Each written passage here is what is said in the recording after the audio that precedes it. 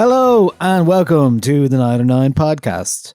It is myself, Niall9, and Andrea Cleary on our monthly Best of the Month. We're going to talk about songs that we like and albums that we like. This is what we do once a month. In between the rest of the more topical, persuaded podcast episodes, we share and talk about music that we love, and they are among our most popular podcasts. Are they? Pretty regularly. They are, yeah. You know nothing about the stats. I don't want to know.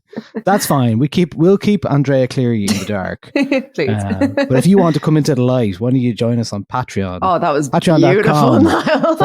/Nialler9. Come into the light with us all. We're currently talking about Succession, the finale. And we decided we'd have a little chat about Succession and the finale. But maybe we won't keep it to the podcast this week. Maybe we might actually... It's going to appear as a Patreon-only special, I think. Just a brief chat about whatever transpired at the end of Succession with ourselves. So, if you want to listen to that, patreon.com /Nialler9, that'll be there this week. And, in the meantime, it's the end of May, which means that we have currently on our playlist, to judge by, 11 songs that we're going to talk about on this podcast. And some of them reference albums and some of them don't. And one of them is very, very long and seems to be made up of multiple songs. So we'll get to that. Yeah. But Andrea, how are you anyway? I'm good, thank you. I've been enjoying this weather. I went for a little swim yesterday in Sandy Cove, and there was the most... She's one of them. Yeah. The most amount of seaweed in the water that I've ever in my life experienced, and I didn't like it. Felt like when you wash your lettuce in the sink, but I was in the sink, and it was horrible, and I hated it because I'm a baby, and like I thought that you'd eventually grow out of being afraid of seaweed, but you don't. When it touches your leg, it's gross and disgusting, and I hate it. So I'll never be a beach girl. Yeah, that's fair. I was in Portugal once for a holiday, and the beach was lovely, but the only thing it had in the sea was a lot of seaweed. So green everywhere. Do you know what it wasn't good for? Photographs. It looked absolutely gank in photographs. Algae, green everywhere. And like I'm pro seaweed. Like I believe it's very, very good for marine life.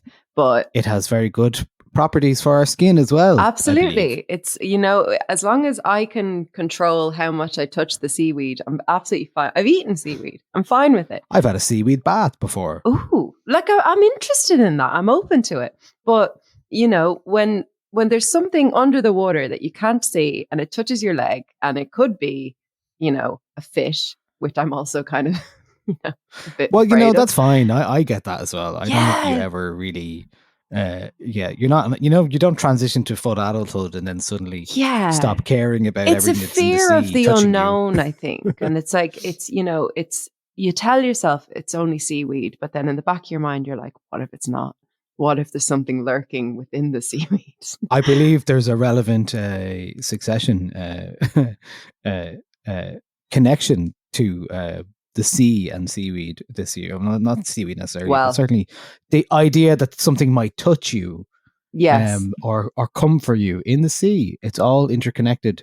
It's an interconnecting subway. All the seas are connected. Absolutely. So anything can come get you. That's true. That's true. There's no reason why a shark says Roman can't come for me, or one of those whales that are sinking boats off in the middle of the sea at the minute. But yeah, that's how I am. How are you? I saw our friend Louise Barker, our PR friend from Cork, is gone viral on TikTok. I must say this to her, actually. She's like millions of views for this video of her in a little boat with a basking shark coming up and bumping against the boat. Oh, crazy I haven't stuff. Seen it. So I've seen that on TikTok. That's something I've seen on TikTok that you haven't. Cool. Excellent. I've seen nothing on TikTok but terrible, terrible news stories about the lead singer of a band I like and a pop star. Oh, I'm so tired now. I can't even talk about it. Like, I'm exhausted. It's the discourse. Everybody. I just does it ever end the discourse. I'm trying to be a good person.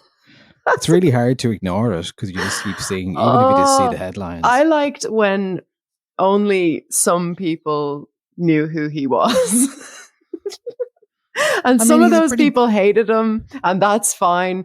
But I really preferred when, like, Azealia Banks, for example, didn't know who he was. Oh, yeah, I saw that. This is Matty Healy we're talking about, of course. Don't even say his name. I'm so triggered. Listen, it's done now. It's only fair in case anyone didn't know what you're talking about. Yeah, sorry. Don't want to alienate anybody. Even I'm though sorry.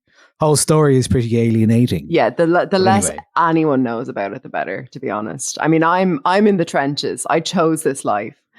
But, you know, if you're not au fait with it, avoid, run the other way. You don't need to know. Find different discourse. Like, it's all out there for you. Yeah. Well, avoid it you're not going next week, are you? I'm not. Just because I went, like, I've seen the show already. And I'm not, as you know, I'm not a big outdoor gig person. So I was like, I'll skip out on this one. Yeah. But maybe I should go to, like, playing next week. I know. In Cork as well, I believe. Caroline Polachek is supporting, although... Yeah, she would be good to see. There was questions about whether she actually was this week, but I think she still is. Did she pull out of a headline show here recently or something? No, this is the only opportunity in which to see her live in Ireland, supporting 1975 in Dublin and Cork. Right. Okay. Next week. So hopefully it's still happening. I believe it will. Okay.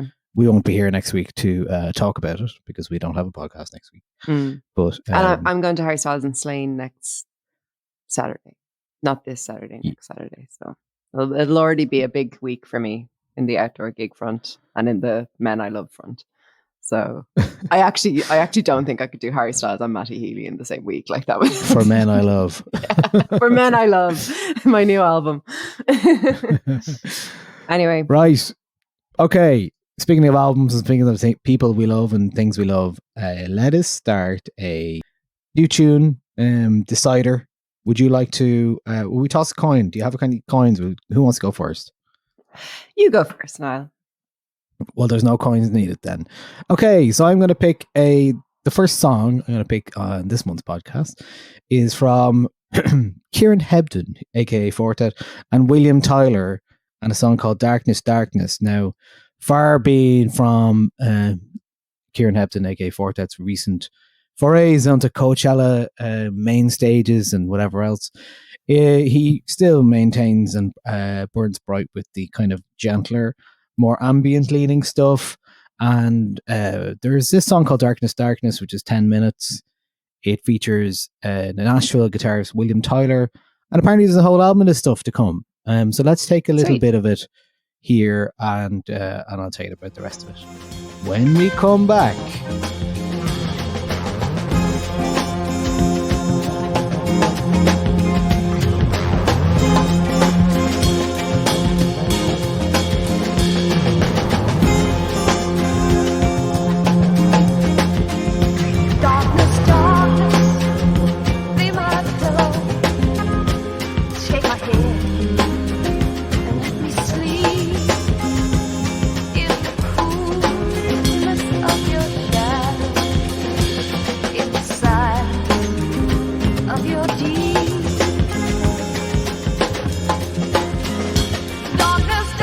Yes, that's Kieran Hebden and William Tyler, Darkness, Darkness. Now, that song, it is coming out officially on June 30th, now digitally, but June 30th on 12-inch single on Sylvan Esso, a lockdown brief guest of this podcast back when that happened. They have a singles imprint called Psychic Hotline, and that features on that. Darkness, Darkness is about 10 minutes long overall. Very, as you can hear, very, very jazzy, kind of psych jazziness with guitar by Tyler and a sample of Gloria Loring's 1969 version of a song from the Youngbloods, Darkness, Darkness. So that's a great finally this is coming out soon. I like that. Yeah.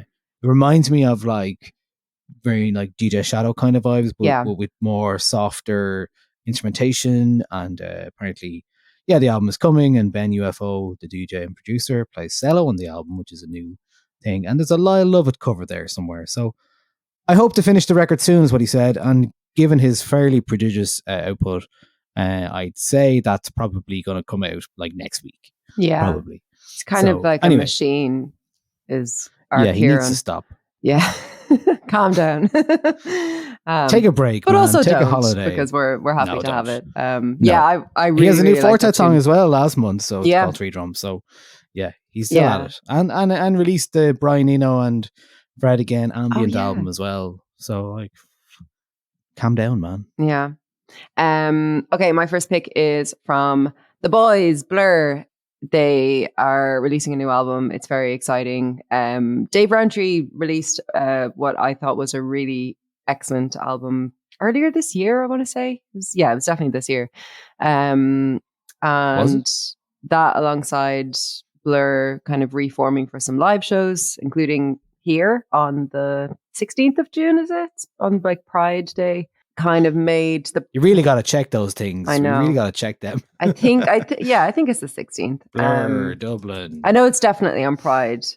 24th of June. That's 24th of June. Oh, is Pride it? Okay. is that weekend. Yeah. Oh, there we go. Surprised you don't know when Pride is. Come on. I know. I'm a bad queer. Always end of June.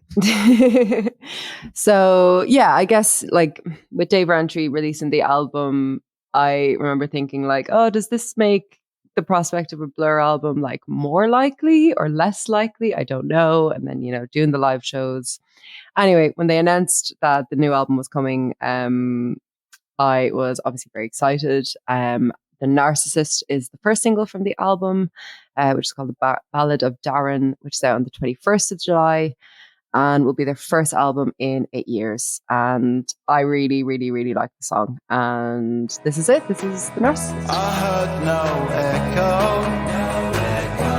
There was distortion everywhere. I felt my ego. I felt rebuttal standing there.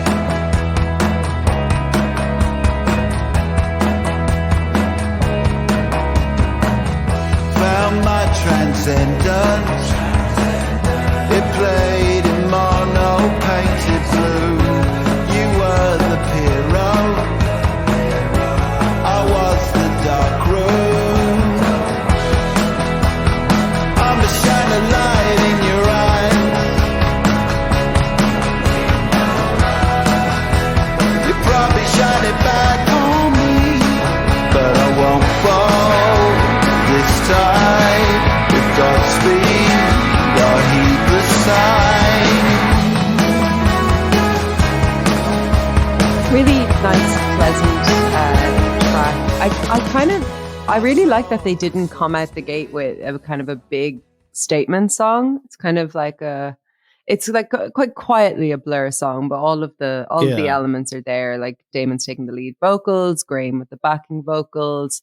It's an easy song to listen to. It feels like maybe a bit of an album track, but one of those album tracks that would end up being like one of your favorite songs from an album, if that makes sense.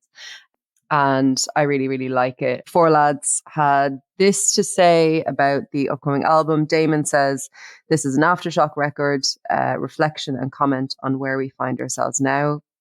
Very revealing, Damon. Thank you very much. Graham says, the older and madder we get, it becomes more essential that what we play is loaded with the right emotion and intention. Sometimes just a riff doesn't do the job. Alex James says, for any long-term relationship to last with any meaning, you have to be able to surprise each other somehow, and somehow we all continue to do that. And Dave Rowntree says, it always feels very natural to make music together. With every record we do, the process reveals something new and we develop as a band. We don't take that for granted. So it really does feel like they're coming back with like the best of intentions. This isn't just, them phoning it in. They've gone off, obviously done their solo projects, started their cheese farms, whatever it is that each of them wanted to do individually, and that they're now at a stage in all of their kind of individual careers where it makes sense for them to come back and play music together again. And I, for one, am very, very grateful for that, and I'm really looking forward to the new album. Yeah, I'd be interested to hear what it's like. I'd say for me personally, it would probably have to be a bit more exciting than just this for me to feel I agree. anything. But interestingly, in their recent warm-up shows tour, they this song comes after in the encore after Girls and Boys and before Tender. So interesting. Maybe that's a indication of where they might feel that exists, but who knows? It has a kind of a repetition to it that I could imagine maybe becoming like if the fans really do latch onto this song, which they might, seeing as it is like the comeback song. It could be quite anthemic, you know, if like placed in the right stage in the set list, and like I said, if the fans really embrace it, it could be a really great live tune. But yeah, I agree. I would like more guitars for sure on the album. I'd like to really hear more Graham, as in I'd like some Graham songs on the album where he sings. I think that would be great. It would be lovely to get a Dave Rowntree song on it where he sings, since he was kind of doing his first bit of singing on his album that he released recently. So yeah, there's so many different ways they can approach this. They can approach it like a straight down the middle Blur record, or they can kind of come back together with the weight of experience that all four of them have kind of sought in like solo ventures, and see what that looks like. And I've a feeling this album will lean more towards the latter. And I think it'll probably be better for it. So hopefully, fingers crossed, it's good. Absolutely. I hope there's no announcement on who's supporting either yet. That's no interesting. But just as well, it wasn't who was announced to play with the London shows, who was, well, one good one, Self-Esteem, and another bad man, or potential bad man, Slow Tie, was announced originally for that. So I think he was taking off all the bills recently, including Fruit. Yeah. An ABA festival, so fair enough. But yeah, don't probably think that happened. Right, maybe it'll be what are they called? Royal Blood? Is that them? I finally watched the video. Royal Blood. I couldn't watch it because it was like people talking about it in the Discord, obviously, and like 2 other WhatsApp groups I was in. It was sent in with just like cringe, and I find it really hard to watch cringy stuff. I can watch fictional cringe, real cringe I really struggle with. So it took me like a day and a half to watch the video, and I was like, the crowd are fine. Like, they're absolutely grand. It's just he's like, being an arsehole. What an asshole. Like just you're playing a festival that's like 20 quid in, sponsored by the biggest radio show or station in the country. Yeah, like get over yourself. And you're giving out. You're like what he says, like, who likes rock music? And you're like, oh man, please. This is rock music. But you can tell he like, as soon, like even before he walked on that stage, he decided that they were too good for that crowd. Well, I guess I should introduce ourselves, seeing as no one actually knows who we are. We're called Royal Blood, and this is rock music. Who likes rock music? I hear cheers. He says 9 people. Brilliant. Okay, well. Like you guys, he was just so ready to be like, oh, we're the rock stars here, because weren't they playing between like Lewis Capaldi and someone else, some other pop act, some other like very mainstream pop act? Harry Styles or something. Here it's listed here. Niall Horan and Lewis Capaldi. And like, why would you separate them on a bill? Like, they're like the overlap of their fans is like that Venn diagram is a circle. If you like Lewis Capaldi, you like Niall Horan. But yeah, like he decided before going on the stage that he was too good for this crowd, because this crowd were just screaming along to Lewis Capaldi, and Lewis Capaldi is crap. Blah, blah, blah. Oh, it really bugged me. This is rock music? Is it though? Yeah. Fuck off. Yeah. Well, do you want to hear some rock music from Ireland? Yes, please. You want to hear some rock music from Ireland? Okay, let's play my next pick, which is Gurriers. What is the root of all madness? We are the watching of screens. When the phrase become violent, street eyes never leave their seats. It takes a second of sleeping.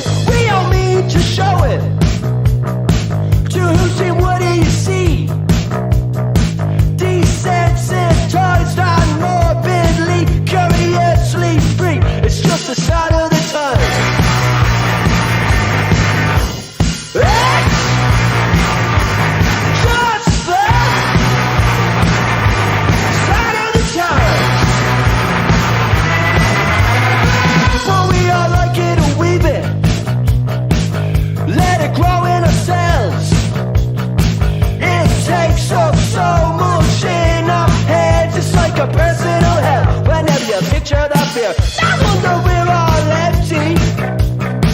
We all witness the war.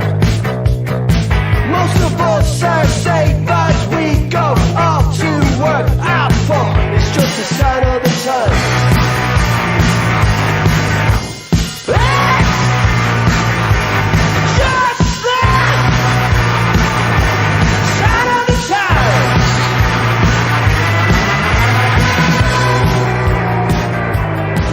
That was Gurriers, who I saw at Grey Escape last month. Actually, had never seen them before, even though they're a Dublin band. And they did very well at that festival, and a lot of packed rooms were the two shows that they did. And just good buzz. I really enjoyed what they did. It fits in a lot to the spoken wordy, punky English buzz that's happening at the moment. Hence maybe why they were playing in Brighton and doing quite well. They appear to be doing well in terms of live stuff as well. But I enjoyed the song a lot. It's one of those songs that's repeated on me in terms of it got its claws into me and stuck in a little bit. So I really like what I've heard. It's like they say the vocalist Dan Hoff says, "Sign of the Times examines the human obsession with violence and how we all have become desensitized to the horrors we witness online, to the growth of social media." Anyway, that was a very Alan Partridge ending there for me. So we leave it there with Gurriers from Dublin. Ah, yeah, pricks. Go on. Just an aside, I absolutely love the word Gurrier, and I think it should come back. Oh, do you know where the etymology of the word Gurriers comes from? But I'm excited to learn. Great. I think it's a really good one. Gurriers comes from, my friend told me this, my friend Poggy told me this.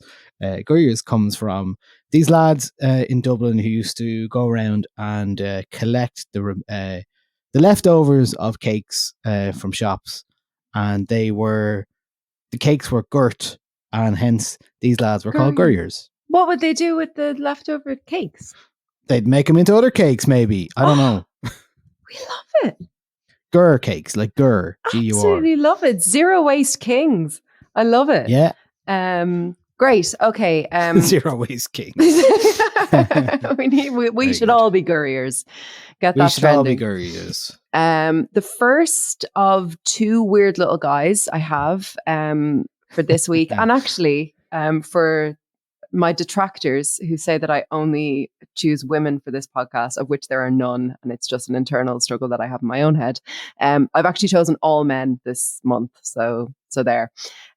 Is it International Men's Week? No, like, what's going on? That's in November. I don't know, just men were better this month. Step it up, women. Anyway, my first weird little guy in the form of Big Thief guitarist Meek, who has announced a new album called okay, it's not called this, but I've written in my notes that the album is called Haunted Album. It's not.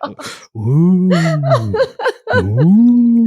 I think it's called Haunted Mansion. Haunted Album. Haunted Mountain. Haunted You'll get there eventually. These are all places in a Dungeons and Dragons game. True. Anyway, for sure. We have to go to the Haunted Mountain. Oh no. We have to go to the Haunted Mansion. The mountain. That's where we're going. We have to go to the Haunted Album. Anyway, this song is called Haunted Mountain from the album Haunted Mountain, and it sounds like this. I was walking through the valley on my own. Darkness all around me. I looked to the sky and saw you wreathed all around in a golden cloud.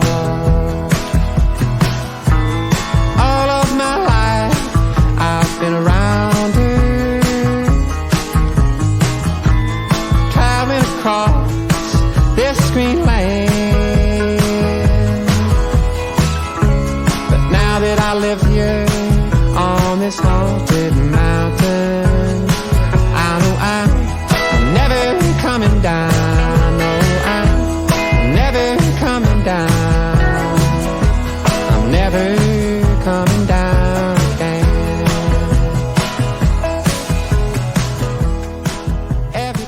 Weird guy, little guy, number one. Weird little guy, number one.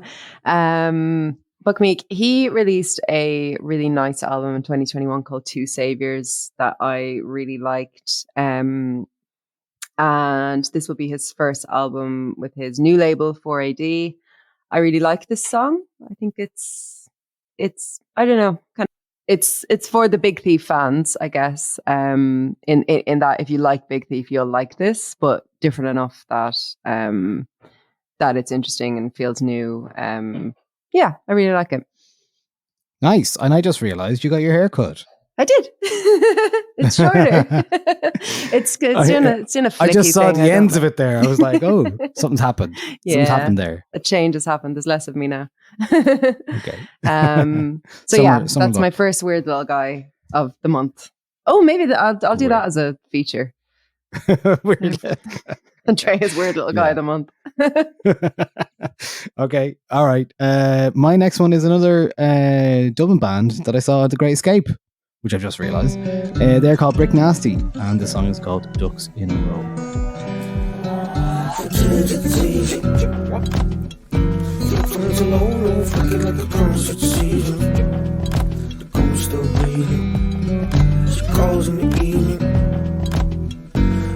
The phone in the bed with the bliss so queasy. I know that tone night. Cause you bite that tongue, hungry as you are, it's a taste like constant. Cause you still that pound, a fresh on the line when you make good sounds. So, quicker. All the buddies running it. All the buddies running it. All the buddies running it. They don't be good, cause I hold it. No jokes, no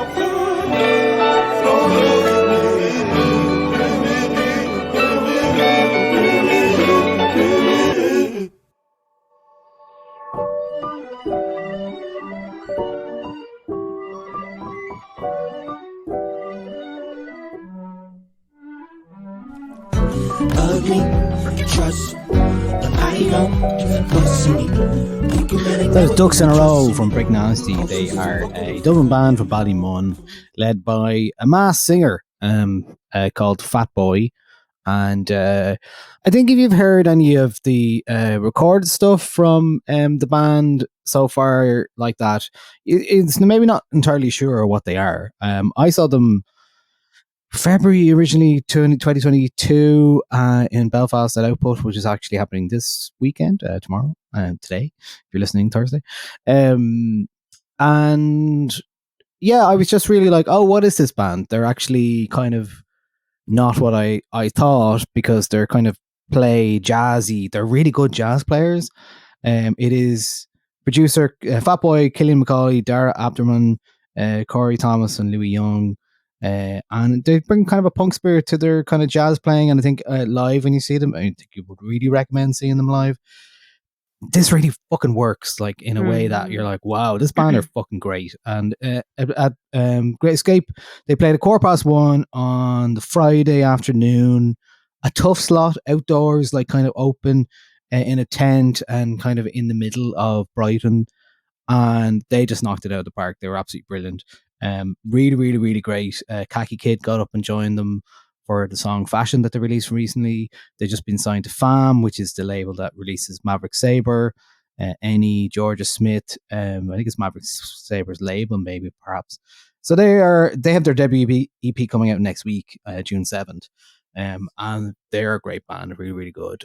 Beyond the Pale, they're playing Beyond the Pale 16th of June in Wicklow and Glendalough, and Other Side Festival as well on July 7th. So I would urge people to go have a look at them and see them soon. Also, if you want more background into the band, Fat Boy's Instagram post on the Bricknasty Instagram page about growing up in the Ballymun Flats is a really good background piece for what the EP is all about, and that EP is called In a Crueler, I think, as well. The How EP old is are the they? same. Are they? I don't know, probably in their 20s. I mean, I've never actually seen him in the flesh without his mask on, so I'm not actually sure. I'm trying to remember when the Flats. Yeah, I'd say came they're all down. like mid-20s, maybe. Yeah, Which? I'm trying to remember when the Flats came down. I'm like, I don't know why. because I used to live out there and then I moved. I was kind of born out there and lived out there for like the start of my life, and then I moved. So I always had this 2004. 2004, right? 2015. Jesus, there we go. We started in 2004, yeah. Yeah.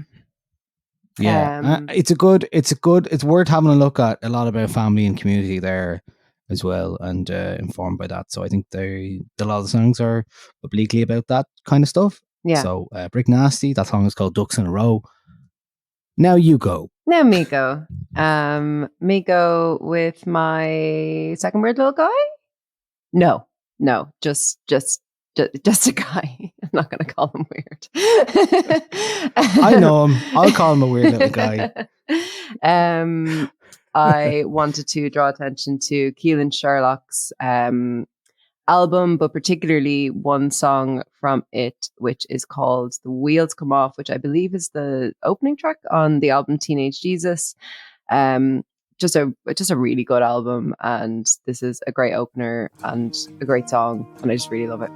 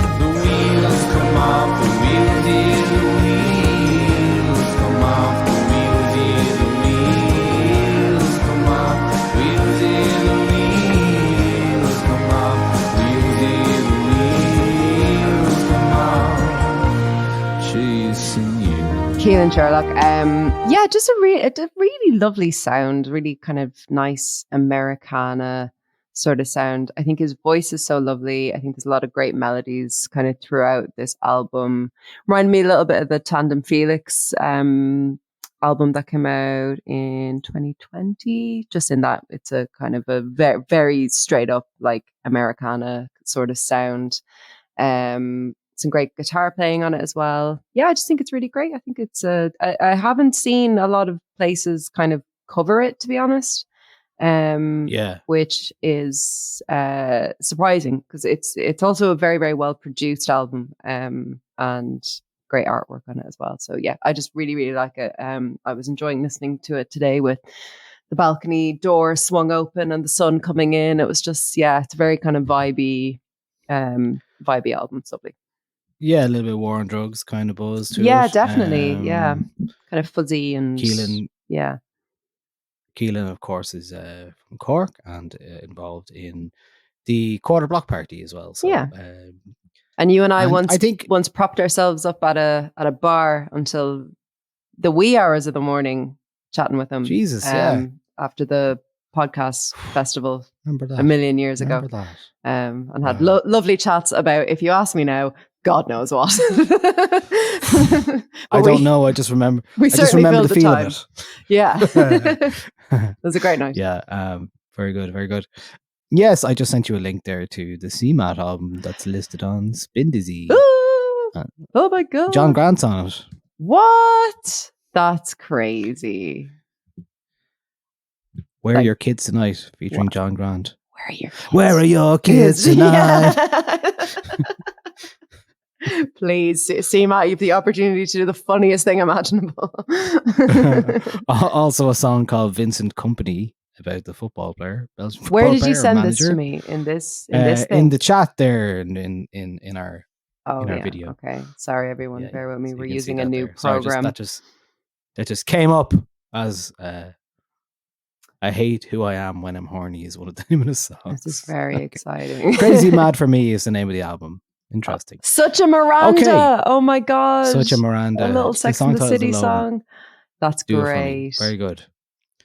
Okay. Anyway, bar that side quest to see a new release, I will move on to a track that I heard. I think this came through my email and I never even got to write about it yet because of the nature of catch-ups and everything like that.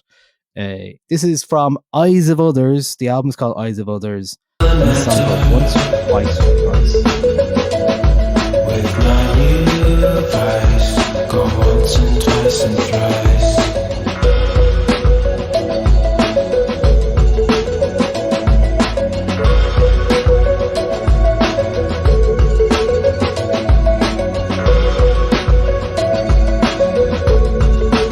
I thought that I was better. Another double header with my own spice. Go once and twice and thrice.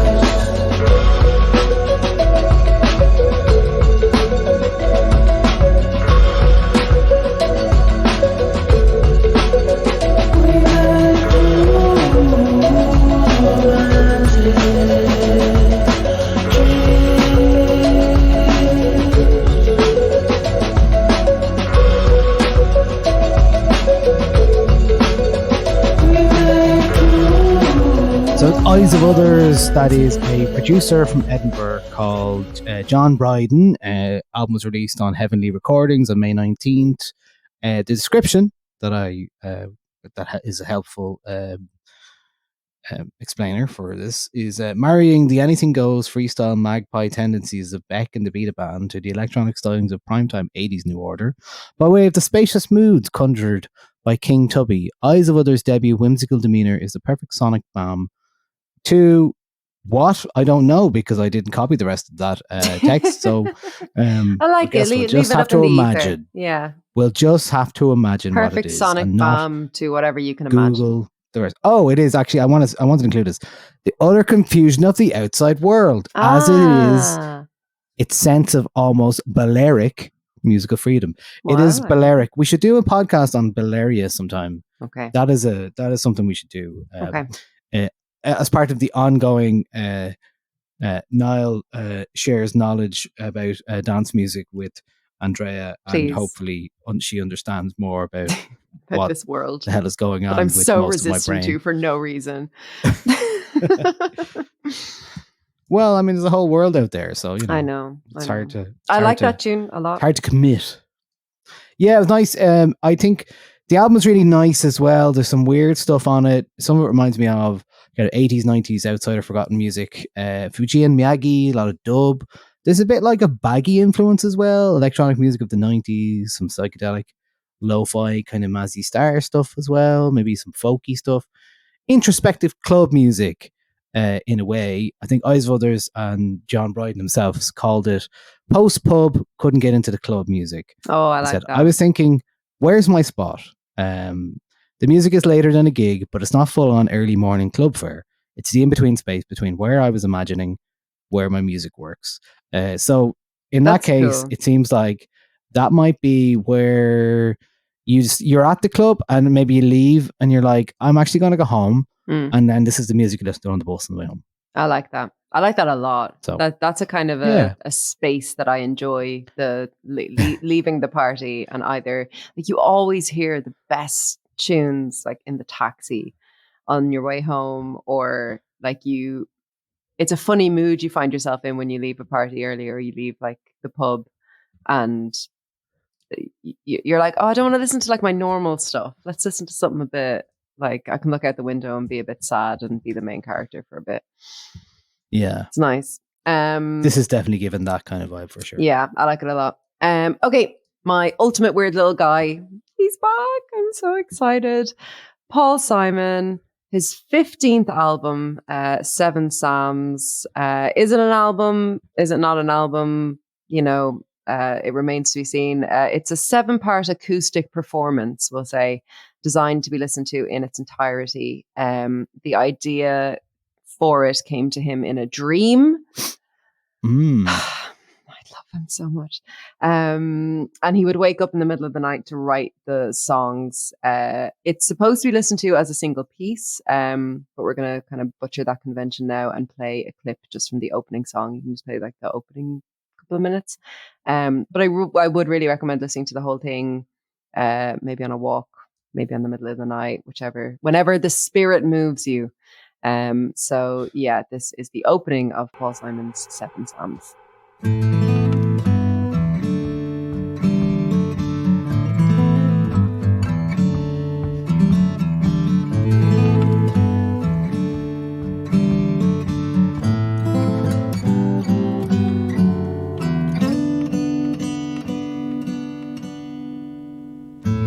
I've been thinking about the great migration. Noon and night they leave the flock, and I imagine their destination. Meadow grass, jagged rock. The Lord is my engineer. The Lord is the earth I ride on. The Lord is the face in the atmosphere. The path I slip and I slide on.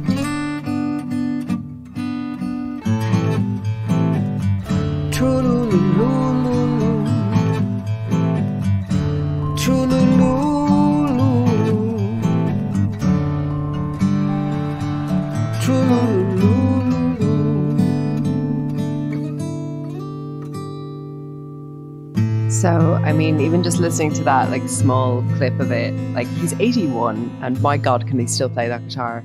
And I think his voice sounds really great. He definitely sounds older, but it's still there. It's still strong. He still has this great kind of like commanding presence. And, you know, just opening with a line like, I've been thinking about the Great Migration. I'm like, oh, here he is. He's back, you know. He's always thinking about the Great Migration, is our Paul. And yeah, so he says about it, this whole piece is really an argument I'm having with myself about belief or not. So it's very kind of wrapped up in questions about spirituality and God. And, you know, he's at an age where these things are maybe a bit more prescient, or he has enough experience and wisdom now to kind of contemplate them with a bit of nuance. And obviously being one of, if not the best American songwriter of the 20th century, he's able to convey that really powerfully and yet subtly. It's really, really, really beautiful piece, and each of the songs kind of blend into one another really well. There doesn't feel like there are too many points where you're like, okay, I can dip out here. It's kind of like you're sitting down for the 30 odd minutes, whatever it is, 33 minutes or something like that. 33 minutes and 2 seconds. It ends really beautifully. Well worth spending a half an hour with, for sure. And I think I'll be listening to this album a lot over the summer. It's not a summer album, but it's, you know, for me. Yeah. For you. For me. Absolutely. Okay, that's allowed. All right, well, I'll pick another one then. Okay. There's a band from Brooklyn called Water From Eyes is what they're called. They have an album out called Everyone's Crushed. And let's play a bit of it because I don't know if this is even typical of what the band's out. My best friend is lost out here on the sprawl. Track, outside, track, bloodstream, deep in, free, track.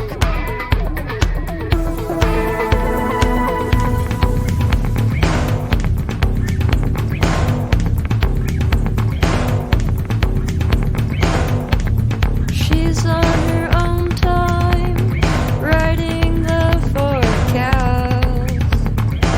The last 6 days, give or take, I give up.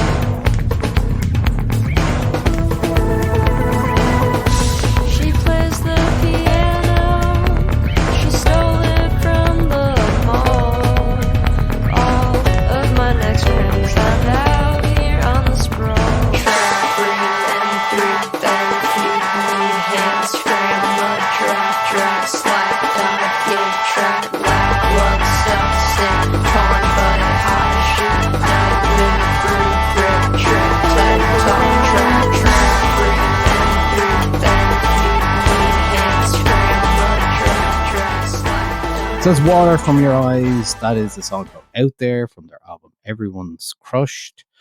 Yeah, they are Rachel Brown and Nate Amos. They have an album out on Matador. That's what it's on Matador, that album. And they had a song called True Life that was the one that I responded to first. Much more fizzy, angular guitar rock kind of stuff. But actually, the album is kind of all over the place in a nice way. It's real fizzy. It's very eclectic in its tone. It's not strictly guitar music. It's not post-punky, even though that sounds a bit post-punky. It's not necessarily electronic music either. It's kind of oddball music. Some of it sounds like Dan Deacon, and some of it reminds me of Gang Gang Dance, people like that. It's very erratic and polychromatic as well. Very sonic-led as opposed to song-led. I really like what I've heard from it so far. It's a weird little album. Awesome. Sometimes we have weird little guys. Sometimes we have weird little albums. So there we go. Excellent. Okay, we're into our golden oldie section, are we? The golden oldie section. Lovely. Wow. Okay, I'll go first on my golden oldie this month. It's no secret that I always struggle to pick something, but I was listening to this song this morning. It's a bit of a summer song for me. I don't know why. I just become like a hooligan in the summertime. I don't, but I imagine myself as one. This is The Fall, and it's theme from Sparta FC. Shepherd boy, hey. Everybody sing, hey. Better act quick, hey. In my soil, come on, have a bet. We live on blood. We are Sparta FC.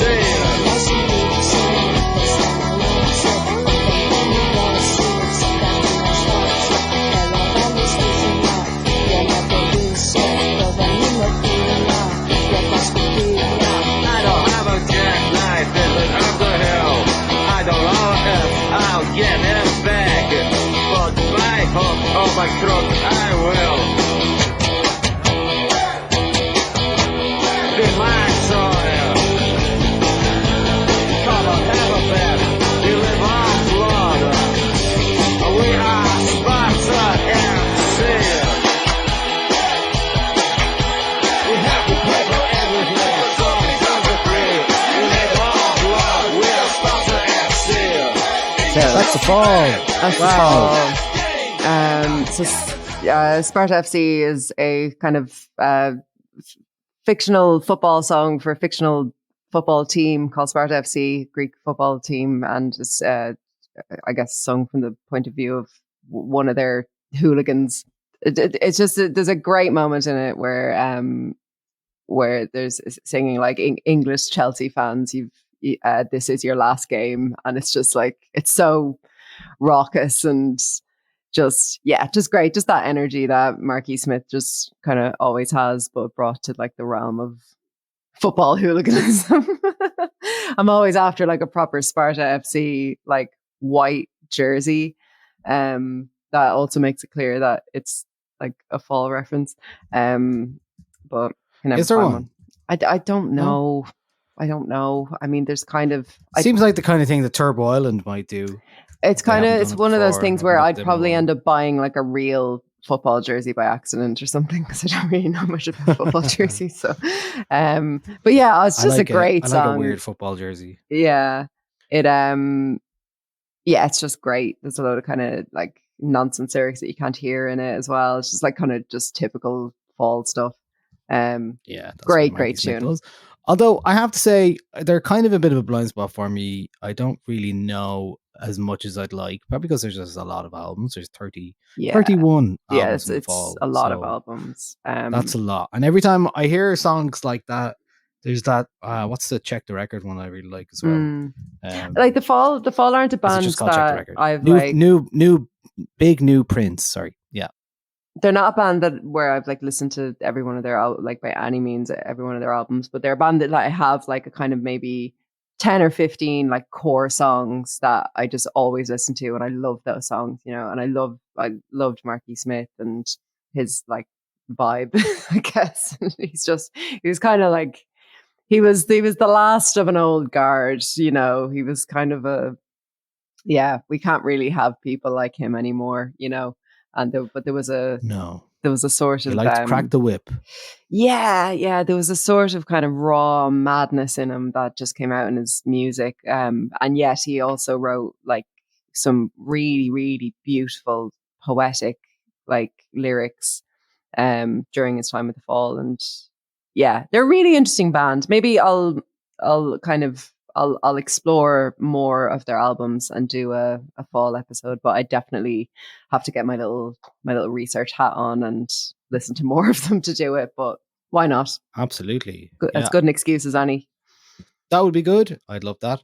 Okay. Our final choice in terms of gold and oldies goes from all the way back to No, just excited by the phrase golden oldies. Don't mind me. golden oldies. Goes all the way back to 2010. A mere 13 years ago. Don't say it. With an act called Glasser and a song called Mirage. Here we go.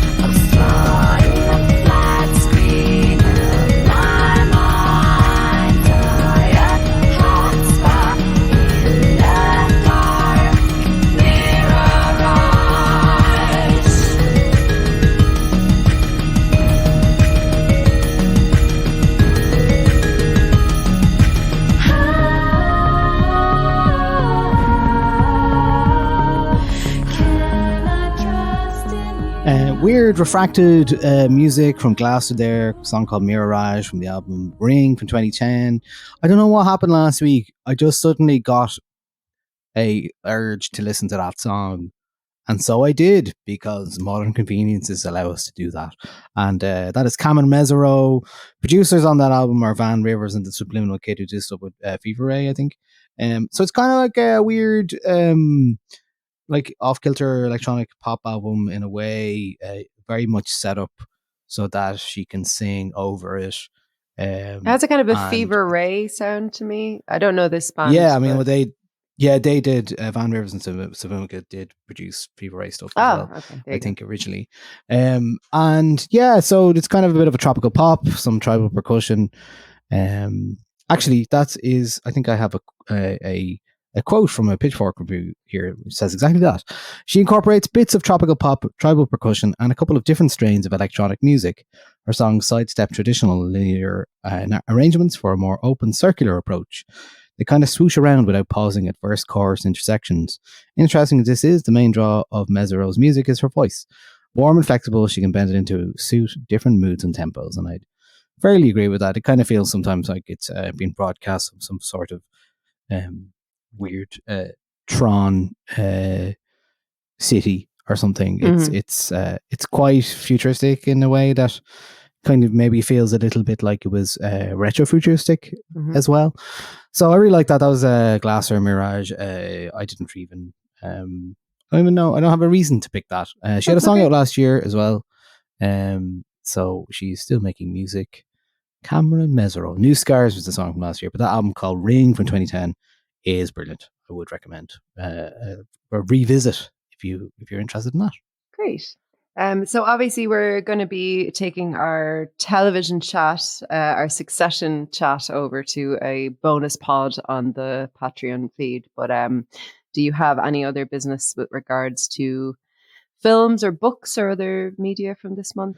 Yeah, well, a few other honorable mentions in terms of music. Some stuff that I listened to that I enjoyed.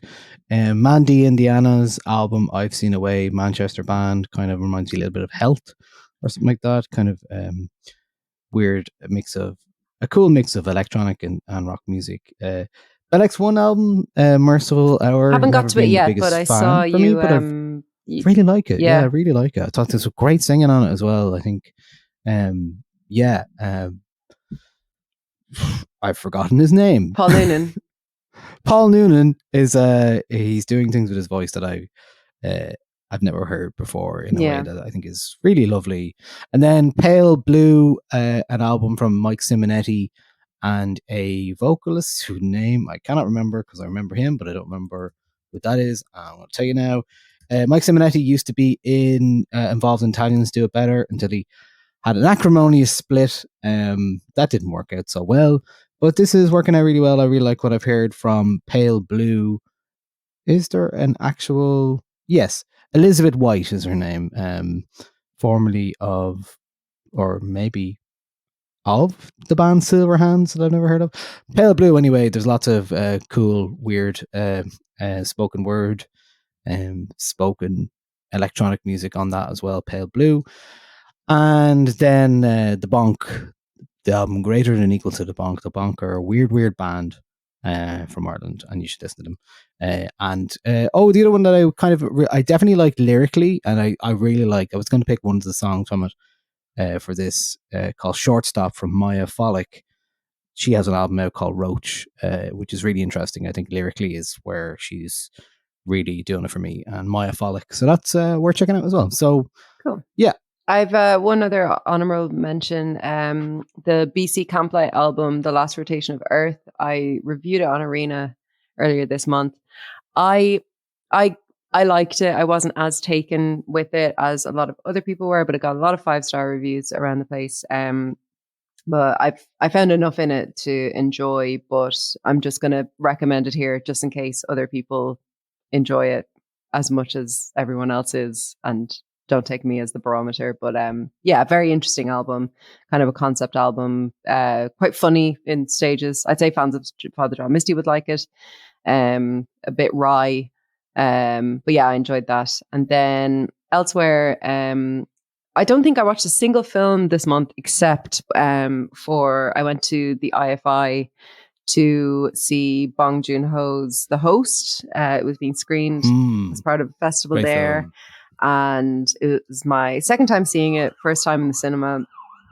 And it just, like, my God, does it look so great on the big screen. I was really expecting the monster to look shit on the big screen. Like, you can't really like hide behind your special effects when it's on a cinema screen. But I mean, it was shown in 35 millimeters, so maybe that was part of it. But like, it's still just as like exhilarating and terrifying and moving and brilliant. I think it's on par with Parasite for me. Like, they're very, very different films, but I think it's the perfect monster film. There's not another monster film I'd take over it. Which is maybe controversial, but probably not. But God, it's absolutely perfect. If anyone hasn't seen The Host, It's great. Like, really make it your business to watch it as soon as possible. And I mean, like, I'm not sure if you remember or how long ago it is you saw it, but there's a bit in it. It was a lockdown watch for me, I think. There's a bit in it where they're in the sort of the like quarantine area, and the family are crying over the loss of the little girl, and a guy comes in a yellow suit, and he like slips and falls and then stands back up as if nothing happened. And like, I remembered the first time I watched it, I absolutely howled and had to pause the film because I was laughing so much at that, and it got such a big laugh in the screen. I was so happy. But yeah, amazing performances throughout it, and just like I said, just like the stuff that monster films are supposed to be, just so human and existentially complex and brilliant. It's great. And then book wise, I've been reading. I'm currently in the middle of Nisha Dolan's second book, The Happy Couple, which is the follow up to Exciting Times, which I'm really enjoying. I like Nisha Dolan. I liked Exciting Times a lot, and I'm enjoying The Happy Couple. I'd say I'm about 3/4 of the way through it now. It follows I guess the run up to a wedding from the point of view of various different characters, from the couple themselves, from a maid of honor / sister, from an ex, and then it's all, at the bit I'm at now, it's all starting to converge, and there's a question as to whether or not the wedding is going to go ahead. So it's very exciting. It's definitely like a page turner. I'm really enjoying it. I read a great book this month called Everything's Fine by Cecilia Rabes, I think it's pronounced. I'll have a review in the Business Post Sunday week of it, but it's gotten a lot of attention on like Book Talk. There's discourse around it. Actually, as has another book I'm going to mention. It follows a woman who is Black and works at Goldman Sachs and is kind of entering the finance world, and a man who is a Republican and works in Goldman Sachs and is entering the finance world. And their relationship with one another, they fall in love, and it's in the sort of the years, it follows them through the years running up to the Trump campaign. And it's just really like, I don't know. It just feels like it's really doing something like properly good with that idea. You know, it would be very easy for that idea to not be executed well, and for you to kind of humanize people who shouldn't be, or to, you know, overly wokeify it or whatever. But it's really, really it's just great storytelling. Very, very good. And then the other one I'd mention in that vein is Yellowface by Rebecca F. Kwang, I think, which you might have seen the cover of it. It's just like a yellow cover with two eyes. And that's about, also deals with race and America. That's about a woman who is sort of frenemies with a author who is Asian American, and the Asian American author dies, and this woman who is white steals her work in progress manuscript and publishes it as her own. And it's about the kind of the fallout of that. And it's absolutely delicious. It is such a good book. Like, it's properly, really, really page turning stuff. The main character, who is also like the first person narrator, is just like utterly reprehensible. Like, if you enjoy hating the person that you're reading, it's really, really great, and it deals with its subject matter in such a like kind of biting, smart, witty way, and I loved it. And then another shout out to the book Social Capital by Aoife Barry, which I really, really enjoyed this month. Very illuminating about the kind of the Ireland's relationship with tech in terms of, you know, our economy, but also it's a personal reflection and on how it's changed the landscape of Dublin City, but it's also a personal reflection from Aoife's point of view of kind of having grown up in the internet, and she documents a kind of a stalking case that she was part of. And I read that Irish Times interview, whatever, with Patrick Crane. Yeah, I had no idea that it happened. Yeah. It was a case with 5 women, and I know a few of them, but it's not something that any of them have really written about. I think Aoife's the only person that's written about it. I saw her speak at the International Literature Festival in Merrion Square with friend of the show, Dean Van Wyn.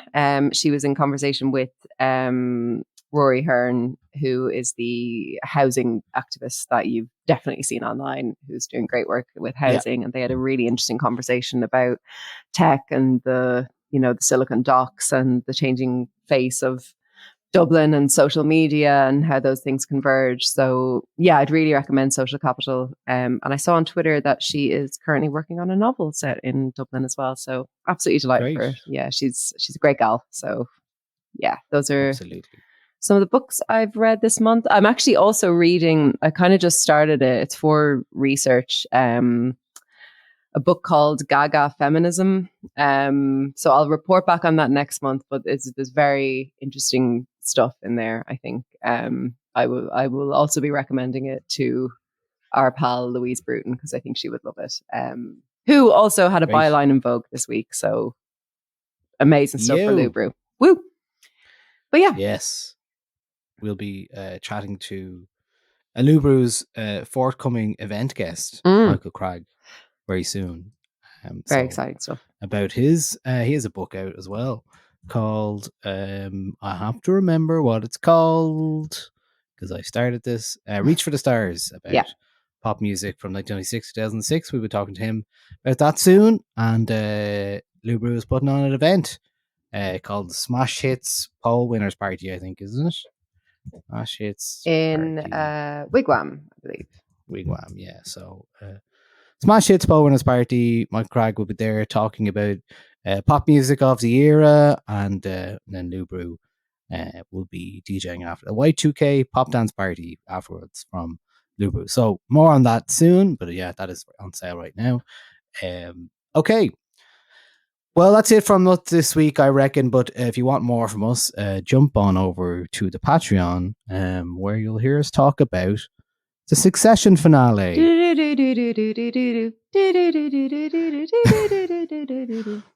It's like a chiptune version.